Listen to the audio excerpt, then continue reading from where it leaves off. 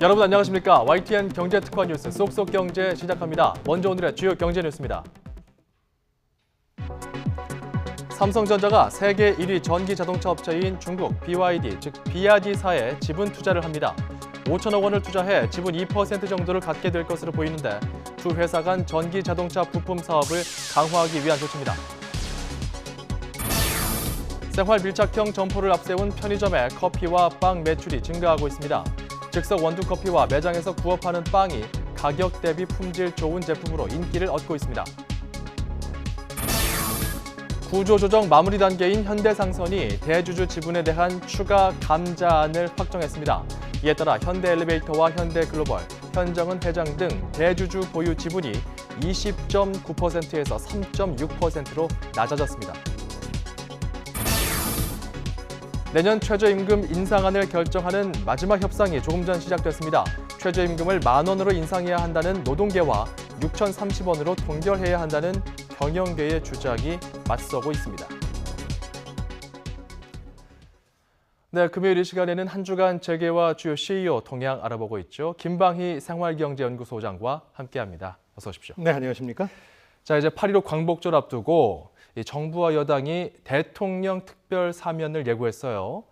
자, 실형을 받은 기업인들이 좀 내심 기대하는 눈치던데 어떻습니까? 그런 것 같아요. 예, 이제 이번 정부 들어서 특사가 두 번 있었습니다. 2014년 설 명절 특사가 있었고요. 지난해 광복절 특사가 있었는데 이번 경우에는 이제 재벌 총수가 지난해 이제 최태원 SK그룹 회장 같은 경우가 포함이 돼서 이례적이라는 평가를 받았죠. 예. 이번 경우는 이 특사가 결정되는 과정 자체가 약간 그 재계의 기대감을 고조시키기에 충분했습니다. 왜냐하면 절차가 흥미로웠는데요. 지난 8일에 여당 원내대표가 국민 통합을 위한 분위기를 진작시키기 위해서 분야별로 규모 있는 특별 사면 조치를 건의했습니다. 청와대 오찬 회동이 있었죠. 그렇습니다. 이때 이제 대통령이 좋은 생각이다 이렇게 맞장구를 쳤고 11일 청와대 수석 비서관 회의에서 공론화시키는 과정에서 경제 얘기를 많이 했어요. 예. 이것도 기대감을 고조시키게 한 원인이죠. 근데 이제 대통령 자신이 대선 후보 시절이나 대통령이 된 후에도 이런 기업인 특별 사면에 대해서 비교적 부정적으로 언급을 많이 했어요.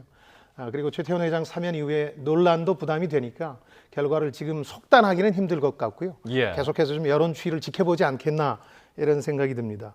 무엇보다도 우리 대기업들이 이렇게 특사에 관심을 많이 가지게 된 이유는 지금 현재 많은 그룹 총수들이 이런저런 이유로 형기를 채우고 있습니다. 예. 심지어 재계에서는 30대 그룹 총수 3분의 1 가량이 집무실이 아니라 이제 감옥에 가 있다. 물론 실제로 감옥에 계신 분보다는 밖에 계신 분들이 많긴 합니다만은 여러 이유로요. 그렇습니다. 그래서 이제 논란들이 되고 있습니다. 예. 후보로 거론되는 분들 잠깐 살펴보면 주요 기업인들 이름이 다 들어가 있을 정도입니다. 김승현 하나그룹 회장, 최재원 SK 수석 부회장, 구본상 전 LIG 넥스원 부회장 같은 분들이 거론되고 있고 예. 그 밖에도 많습니다. 그 이재현 CJ 회장, 담철건 오리온 회장, 그리고 현재현 전 동양 회장, 또 강덕수 전 STX 회장, 장세주 동국제강 회장 등등이 있는데요. 한편으로 이런 생각 좀 들어요. 이렇게 많은 기업인이 모두 대통령의 특사 결정 하나만 바라보고 있는 게 과연 정상적인 경제인가 예. 이런 의문도 듭니다. 화면에 이렇게 쭉 나왔지만 사실 이런 기업인들의 범죄를 바라보는 국민 눈높이가 굉장히 엄격해졌거든요. 전에 비해서 그렇죠. 이걸 좀 감안해야 될 것이고요. 자, 그리고 현대차 그룹의 정몽구 회장은 해외 법인장들을 불러 모아서 회의를 한다고 해요. 이게 중국 때문이라면서요? 중국이 영향을 많이 미쳤다고 봐야죠. 사실은 월말께 예정이 돼 있었는데 18일 날 해외 법인장 60여 명을 본사에 모아서 글로벌 불확실성이 워낙 증가하고 있기 때문에 이 시장 침체에 따른 대응책을 논의할 것으로 보이는데요. 예. 브렉시트로 그렇지 않아도 시장이 불안정해졌는데 이제 사드 배치 결정 뒤에 중국 반응이 심상치 않다는 점이 좀 고려가 된 것 같습니다. 해외 판매를 좀 점검하고 다시 독려해야 되는 상황이 됐는데 이 때문에 서둘러 해외 법인 판매 상황을 이제 점검하는 회의를 개최하게 된 겁니다. 이 그룹뿐만 아니고 지금 중국에 진출한 기업들 모두가 지금 중국의 보복론에 대해서 상당한 경계심을 갖고 있습니다. 그렇죠. 지난달 그 전기차 배터리 선정 과정에서 우리 기업 탈락시키면서 중국에서 잘 나가는 한국 기업에 대한 견제가 이미 시작이 된 상황이거든요. 예. 이런 상황에서 이제 사드 배치 이후에 비관세 장벽이라든가 표적 단속 같은 걸 통해서 우리 기업들 혹시라도 은근하게 압박하지 않을까. 이제 노골적인 보복은 쉽지 않겠습니다만은 예. 이런 부분을 우려하는 거죠. 한국 여행에 대한 우회적 규제 같은 것들도 조금 걱정하고 있습니다. 이 때문에 산업별로는 자동차, 항공, 여행, 관광 산업 분야에서 이제 초긴장 상태인데요. 이참에 중국의 위상을 한번 점검해 볼 필요가 있을 것 같은데 지금 우리 수출의 32%, 홍콩까지를 포함하면 이게 이제 중국을 향하고 있고 예. 매년 600만 명의 중국 관광객이 우리나라를 찾는데 이게 해외 관광객의 45%입니다.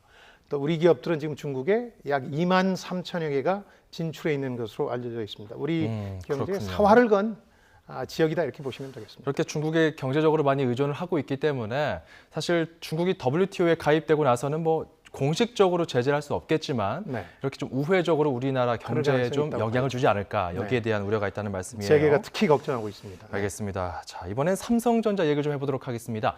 이재용 부회장이 IBM CEO를 만났어요. 그렇습니다. 그리고 중국의 그 샤오미, 뭐 대륙의 실수라고 불릴 법한 뭐 예전과 좀 다른 중국 제품, 디자인도 좋고 뭐 내구성도 좋은 제품들을 내놓는 기업이죠.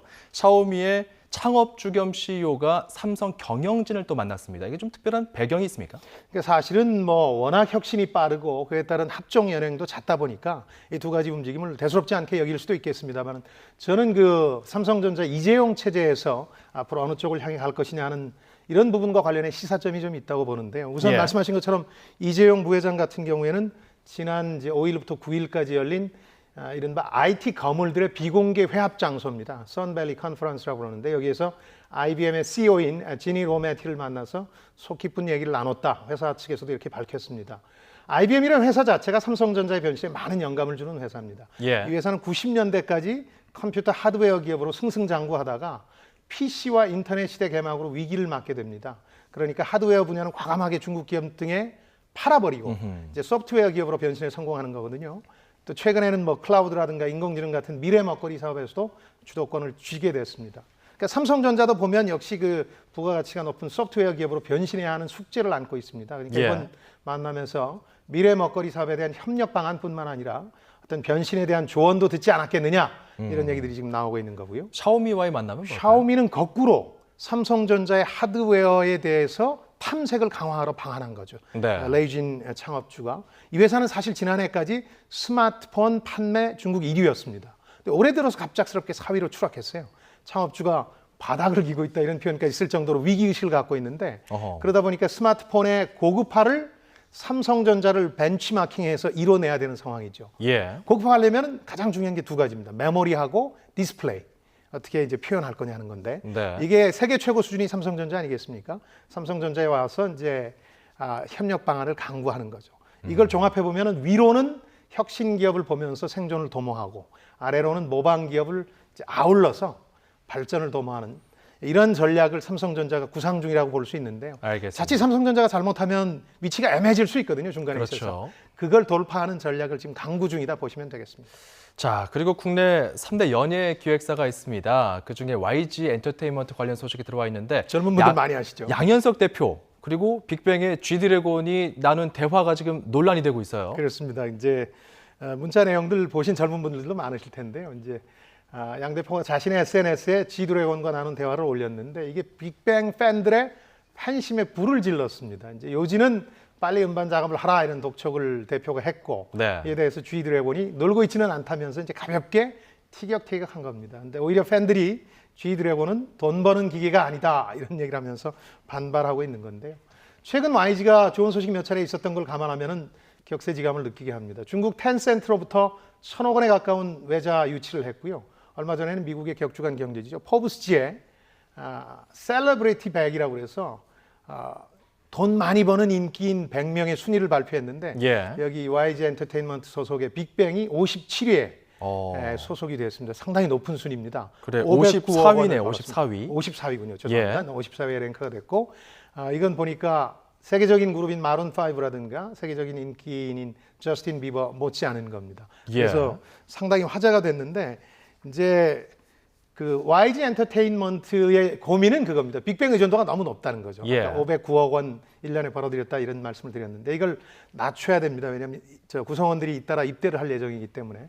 그래서 다른 아이돌을 1년 전부터 집중적으로 육성했고 또 화장품 같은 사업 다각화에도 주력해 왔는데요. 네. 근데 시장 평가는 그렇게 낙관적이지는 않습니다. 1년 만에 주가가 지금 반토막이 났는데 그러니까 G드래곤 같은 경우에 단순한 직원이 아니라 회사를 대표하는 일종의 브랜드가 됐다는 점을 인식하지 못한 결과 이 대표의 대화 내용 공개가 자충수가 된 게 아니냐 이런 얘기들이 나오고 있어서 예. 이번에 CEO로서 단단한 수업료를 지불한 게 아닌가 그런 것 같아요. 이런 얘기들도 나오고 있습니다. 자, 어쨌건 뭐 경영자 입장에서는 수익을 다각화해서 뭔가 회사를 위해서 노력을 해야 될 것이고 팬들 그렇죠. 입장에서는 내 스타가 잘 활동할 수 있게끔 환경이 만들어졌으면 좋겠고 이런 마음일 것 같습니다. 그렇습니다. 자, 롯데그룹 형제난이 굉장히 격렬했기 때문에 상대적으로 좀 가려져 있었어요. 네네. 금호그룹의 형제난 이게 좀 해결된 것 아닌가 싶었었는데 이달 들어서 보니까 이 관련 소송 남아 있고요. 조정 절차도 집중돼 있습니다. 그렇습니다. 이제 이번에 7월에 이런 이제 소송과 조정 절차가 있어서 형제가 화해하는 게 아니냐 이런 관측도 나왔는데 예. 막상 뚜껑을 열어보니까 정반대였어요.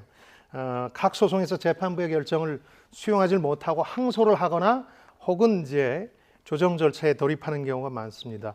그러니까 약간 이 형제의 난 그 기원을 좀 살펴보면 금호아시아나그룹이 2000년대 후반에 대우건설하고 대한통운을 무리해서 인수하는 상황에서 형제 간의 의견차가 커졌습니다. 인물들을 좀 짚어주시죠. 형 네. 박삼구 금호 아시아나그룹 아시아나그룹 회장, 회장이고요. 동생이 박찬구. 금호 석유화학 회장입니다. 그렇죠. 형과 동생 간의 싸움인데 이때 이 두 계열사를 무리하게 인수하는 과정에서 이 그룹이 법정 관리에 들어가게 됐고 동생은 계열사 가운데서 아까 말씀드린 금호석유화학의 지분을 매집하고 떨어져 나온 상황이거든요. 2010년경에 이제 모친 빈소에서 손을 잡는 모습을 연출하는 등 화해가 예. 이루어지는 게 아니냐 이런 기대도 나왔습니다만은 지금은 오히려 당사자의 화해로는 오히려 해결할 수 없을 정도로 일이 꼬였다 이런 얘기가 나오고 있습니다. 롯데가 이어서 무한 소송을 반복할 조짐마저 보이고 있습니다. 예. 몇 가지 소송과 조정이 걸려 있는데 대표적인 게 상표권 분쟁입니다. 동생이 금호라는 상표를 쓸 수 있느냐, 쓰게 되면은 돈을 내야 되느냐 이런 건데 이거는 지난 15일에 재판부가 지난 6월 15일에 재판부가 조정을 해라. 둘이 한번 합의해봐라 하는 조정 절차 개시 선언을 한 상황이고요. 네. 그것 말고도 소송이 너무 많아서 여러분들께 다 소개해드리기 어려울 정도입니다. 네. 이제 회사가 어려워지는 과정에서 그런 이제 소송이 집중됐는데 사람들은 궁금한 게 그거죠. 이제 이렇게 재판장에 설지언정 형제간에 도대체 한 푼도 더 줄 수 없다 이런 식의 분쟁을 벌여야 되느냐. 롯데에 이어서 금호에 대해서 같은 의문을 제기하고 있는데 네. 글쎄 저는 피는 물보다 진할지 모르지만 돈은 피보다 진한 것 같아요. 그래서 그런 게 아닌가 싶습니다. 자, 한 주간 재계와 CEO 동향 살펴봤습니다. 김방희 생활경제연구소장이었습니다. 고맙습니다. 네, 고맙습니다.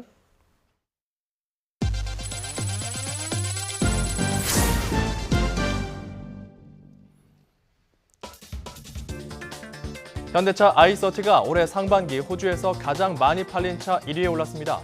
호주 자동차 공업협회에 따르면 올해 상반기 i30는 지난해보다 1.5배 가까이 증가한 2만 1000여 대가 팔리며 판매 순위 1위로 올라섰습니다. 현대차 엑센트도 소형차 판매 1위를 차지하면서 현대차는 호주에서 3년 연속 10만 대 판매를 달성할 것으로 보입니다. 하나금융이 서울 을지로에 있는 옛 외환은행 본점 빌딩의 매각 절차에 들어갔습니다. 하나금융은 국내 회계법인과 부동산 전문 컨설팅 업체 10여 곳에 입찰 제안서를 발송하고 석 달 안에 우선 협상 대상자를 선정하기로 했습니다. 옛 외환은행은 지하 3층, 지상 24층 규모로 시내 중심가에 자리 잡아 인수 가격이 1조 원대에 이를 것으로 추정됩니다. 올해 대한민국 최고 과학기술인상을 받은 권오준 포스코 회장이 상금 3억 원을 청년 일자리 창출 기금에 기부했습니다. 권오준 회장은 포스텍과 한국공학한림원, 서울대에 각각 1억 원씩 상금을 전달하고 기관별로 청년 창업과 벤처기업 지원 등에 활용해 차세대 청년에게 일자리를 제공해달라고 당부했습니다. 에어서울이 오는 10월부터 취항할 국제선 노선을 결정했습니다. 아시아나항공이 일주일에 3차례 운항하던 인천 시즈오카, 인천 다카마스 노선을 넘겨받아 5차례로 늘리고 인천 나가사키 노선과 야마구치 우베 노선은 정기편으로 편성하기로 했습니다. 이달 초 취항한 에어서울은 현재 국내선 김포에서 제주 노선만 매일 4차례 운항하고 있습니다. 국가 산업발전에 기여한 발명가를 지원하기 위한 제5회 남종현 발명문화상 시상식이 다음 달 27일 열립니다. 숙취 해소 음료 제조업체인 그래미 여명 8082이 후원하는 이 상은 지식재산 분야에 기여한 국민이면 누구나 참여할 수 있습니다.